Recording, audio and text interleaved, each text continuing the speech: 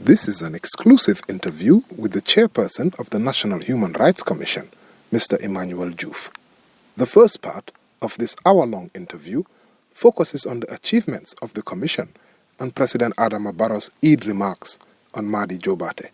And I know you will mention it down the line, the issue of Madi Jobarteh. Yes. What was the response of the executive? Are they willing to make an apology? Do you believe the president's statements were threatening to Madi Jobarteh's life? The National Human Rights Commission has access to the executive. Of course. We meet the president. Yes. We meet branches of, we meet other executive members. How often do you meet with the president? You are the chairperson of the National Human Rights Commission. It was enacted by an act of the National Assembly since 2017 with the main mandate to protect and promote human rights in the Gambia. Commissioners were sworn in by the president in February 2019, and it's been a number of years now since then. Let's start off. What are some of the successes and even some of the challenges of the Commission to date? Yes. Thank you very much, Flex. Yes, you are right.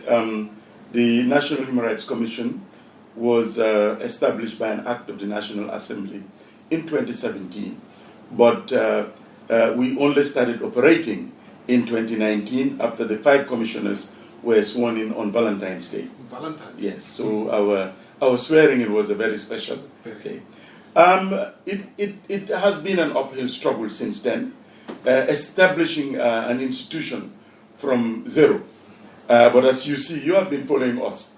Since then, we have actually we have achieved great strides by building a secretariat, a fully functional secretariat with all the directorates that are necessary to run a commission. But I have to quickly say what are our achievements, and I need to boast about it. Within 3 years of our operation, we were able to attain an accreditation of an A status.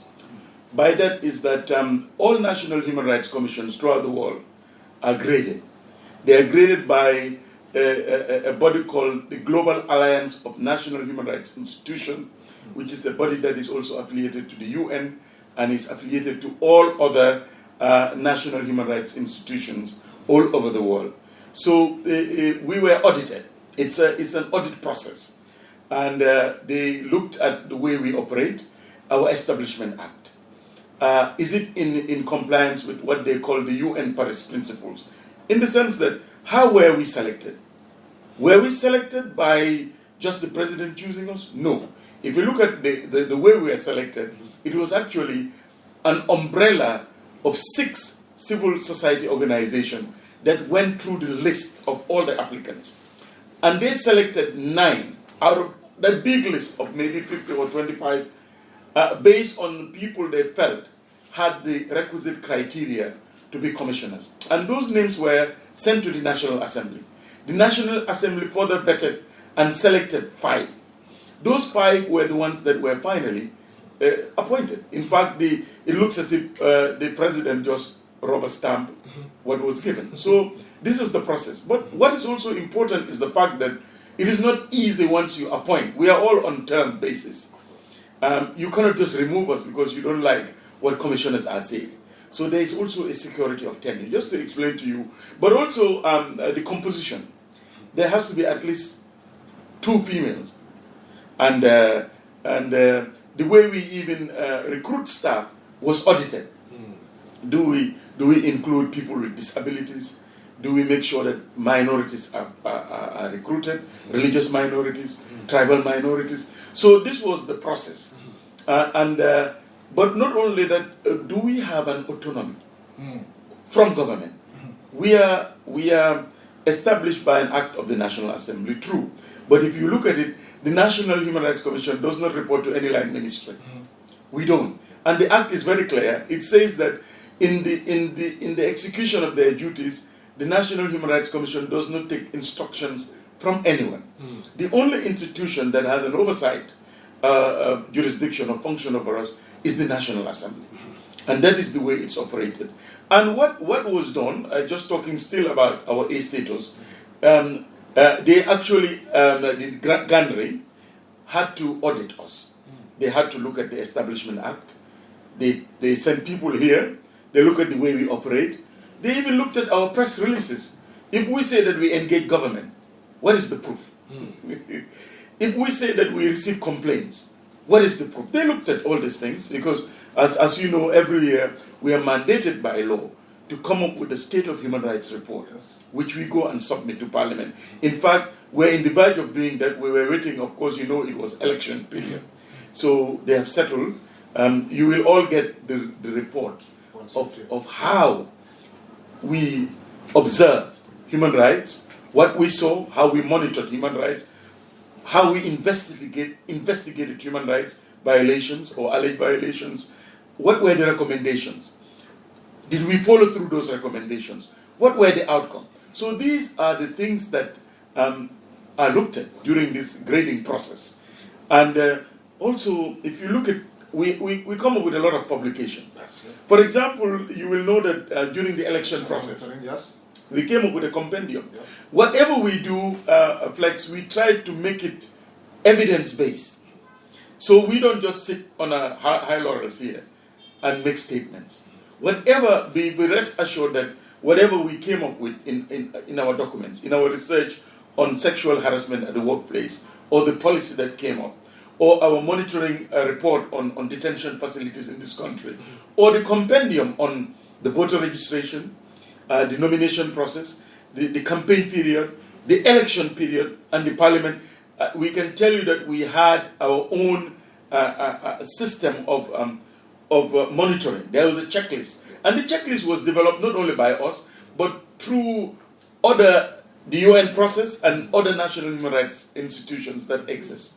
So, and that was why after that, we came up with our own independent findings. But we don't just do that for the sake of doing it. We have recommendations to the IEC, based on things what we saw. Recommendation to government. Recommendation to political parties. So we do all this. And if you remember, even during the process of the campaign, issue of hate speech, because it is our job to promote and protect human rights. And we were very strong on statements made which we felt could ignite hate speech and violence. And unfortunately, some came from even the ruling party, and also some came from other political parties, and we made statements. Of course, when we make these statements, people are not happy. They feel that we are targeting. It always happens. But it is our mandate to do that. Because at the end of the day, we have been requested to bring back a culture of rule of law and human rights in this country. And in doing so, you cannot make everybody happy. People, sometimes civil society is 100% with us. Sometimes civil society feels that perhaps we are not very strong enough. But it's understandable, because our mandate also involves us having advisory role to government. You see, this is what sometimes people don't understand. We have access, unlike civil society.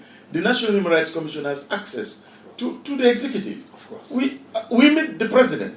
We meet branches of, we meet other executive members. How often do you meet with the president? There is the executive. The statutory one, there is one that is done with all the commission every year with the president. But just to inform you that just 4 weeks ago, 5 weeks ago, I met with the president to discuss pertinent issues of importance. Sometimes these meetings are closed doors, because remember, when you're advising, when you want to also change policies, we cannot be like civil society. Of course, yes. But sometimes people don't understand this. They don't understand this, and they say, hey, we have not heard you. But be rest assured that we would have probably met with the Minister of Justice. We would have probably met with the President. We would have probably met with now what is called the Chief of Staff, used to be the Secretary General, Head of the Civil Service.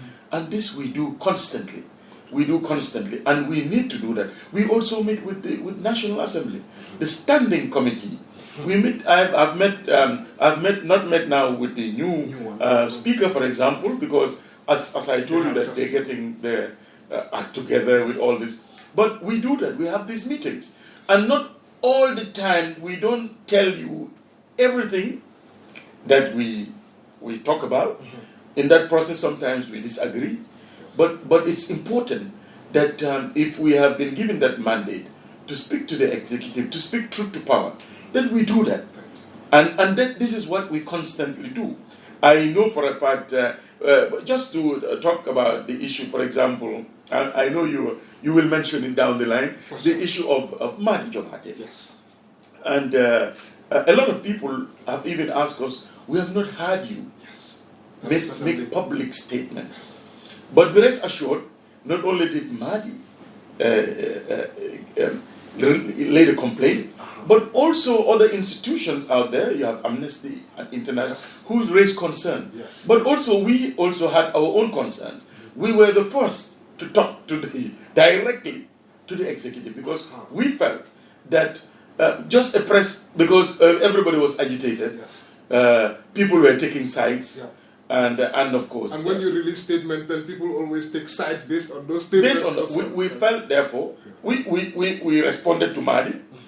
Our response directly to Madi, or directly to Madi, but we also engaged the executive directly to the president, raising our concerns that it is the duty of the state to respect, protect, and fulfill, and we understand that as public officers. Criticism sometimes, not everybody takes it so easily, but it's the fact of the matter as well that when you hold these public offices, people will say some things which are unsavory. I'm not saying that, of course, people can say whatever they like. We also have laws relating to, freedom of expression. But that notwithstanding, it is the duty of the state to respect, protect, and fulfill. And freedom of expression is sacrosanct. Freedom of expression is fundamental in everything that we do. What was the response of the executive when you engaged them? Yeah, we engaged them. Yes. The engagement is ongoing. Okay. And are they willing to make an apology? How far are they willing to go at this stage? Well, okay. I know civil society will request for an apology. An apology was not what we requested. We requested the state to understand its position in a democratic dispensation. And that such statements, these statements can trigger, even if you do not mean what you say, even if you say it in the mode of anger, it can generate. You looked at what came out in social media. Some were even saying that kill this man. I saw it. I saw it, but I'm just trying to explain that is why we need to be very careful when such statements are made. So my final question. So we also we're even going to engage Madi himself, although we have responded to him, but we are also going to engage him. But this is not the first time. Just to give you an example, this is not the first time we've even dealt with a similar matter. Although this instant it was the president coming out, speaking, and getting very agitated and angry. I remember when Occupy, I think Madi made certain statements, and he was arrested, if you remember, during the time of Mahmoud Job. Yes. And we also engaged Mahmoud Job. We engaged him during that period delayed. But not only that, then after the engagement, we also called Tango, the chairperson, John Charles, and the president of the Bar Association. Do you know that if Mahmoud Job, may his soul rest in peace, came here, and he also explained certain things, we called Madi, and after that conversation and dialogue, and despite who was right or who was wrong, because in democracy as well, there is also need of flexibility. You don't also go after everybody because of certain gaps or things they say, which may be true or which may not be true. And he actually withdrew and dropped all those charges. And it was here. When we did that, we didn't even invite the press. But immediately after, he read the statement to the press. The point I'm trying to make is that we're not taking sides. We don't agree with statements that were made. Our job is to make sure that the states know its obligation. It's the duty, primary duty bearer. We also must also talk to the greater good, the greater citizenry, that they must also understand. And here I'm just talking in generalities. That we must also understand that we have to do things in accordance with law. So we all have responsibilities. It's the balancing act. And that is why what we do, And in the process of doing it, you don't get friends. But if we achieve the desired result, I think that is very important. And we did that far back, again, during the Three Jotna crisis, when King FM, Member Kering, were shut down and charges were made. We had a closed-door session with the Minister of Information, the Minister of Justice, GPU. And after everybody put their point across, it was heated. But when we had a common understanding, because the state also realizes, the state also does not want bad name. And they need at the end of the day. to do that. But also, the fact that we were given A status, and this is very important, let me get back to that.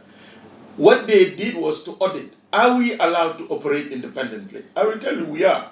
Despite, am I saying that is the state always 100% happy with us? No. But are they interfering with our work? No, they are not. They are not. And that is important, that the state also allow us, because we to work, because all eyes are on us at the international level as well. We must show autonomy, we must show independence, we must be able to influence policy, and we need to do that because we cannot have the state shutting the door. We are also part of the machinery, so we must have that access. I'm just saying this so that people can also understand. But just to tell you that, do you know our A status, even our neighboring country, Senegal, has a B status. Wow. And they have been in existence as a national, they've had a National Human Rights Commission for years, over decades. But the Gambia, which only came 3 years ago, was accorded A status. I'm not saying that work, and this is also subject to review. The day we don't get our act together, we will be downgraded. So we need to get our act together. Keep it going. Yeah, but what I'm saying is that it's also a testimony to a country that has come from 22 years of systematic violation of human rights. This is terrible. For 22 years, we had a TRRC. These are not stories that we made up. These were things that happened in this country. We would not have had this interview, Flex. Even me going to see the president and talking to them, even writing, even having a press release on things that we are not happy about, would not have happened. I'm not saying that it's perfect. There are real other issues, and we'll talk about it. Certainly. I'm sure you'll want to talk about it. Because we have our complaints mechanism. And we do have complaints about human rights violation. We do. Because I remember one of the island publications. But just to, before we come to that, but what I'm saying is the fact that the state, despite the fact that we still have this violation, but they are receptive, we tell them that this is wrong. Sometimes we are not very happy in the way they rectify these things quickly, but we follow up. But it shows that it's a country that is now receptive. But we cannot keep quiet and rest on our laurels. Human rights is work in progress. It is our job, but also your job and everybody's job to make sure that we have a culture of human rights. We've had it before. The Gambia was a bastion of human rights, despite our economic problems and our size. We have done it before with the same group of people.